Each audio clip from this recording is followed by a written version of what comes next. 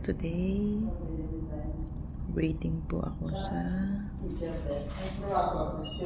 sa Latesa, yung waiting area. Ngayon opera na si Ali. So 1 hour nang nakakalipas, andun pa siya sa loob. Kaya medyo kinakabahan siya. Hintayin natin. Kinakabahan. Andito kami sa waiting area. So maganda naman yung pwesto dito, kaya hindi nakakainip.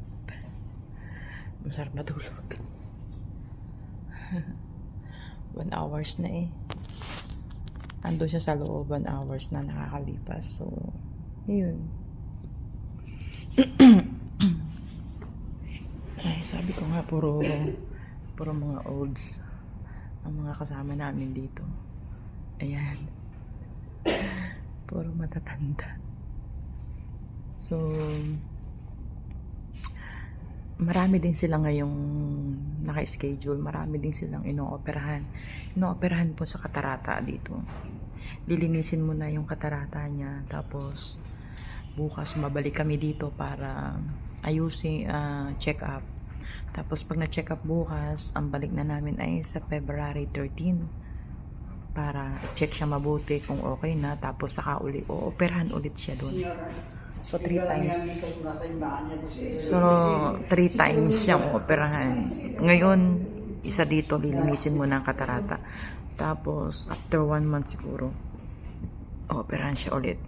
Tapos, pag naging okay na, dito naman sa kabila, katarata din, lilinisin. Meron na daw konti, pero aayusin na rin, tatanggalin na rin yung katarata niya para hindi na gumamit ng salamin.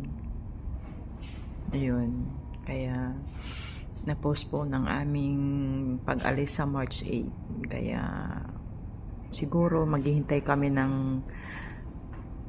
3 to 4 months bago makarecover siya. Tapos yun, siguro uwi kami ng mga June, July, August, mga ganun. Kaya importante, operahan muna siya sa katarata. Health muna bago bakasyon. Di po ba? Bye-bye. Update ko lang po kayo. Kaya, hindi naman po ako naiinip kasi pumunta ako sa bar kanina sa baba, nagkape. Tapos bumili ako ng muffins. Nagmerienda ako. So, okay naman. Pero may 1 hours na siya sa loob. Matagal din. Ayun.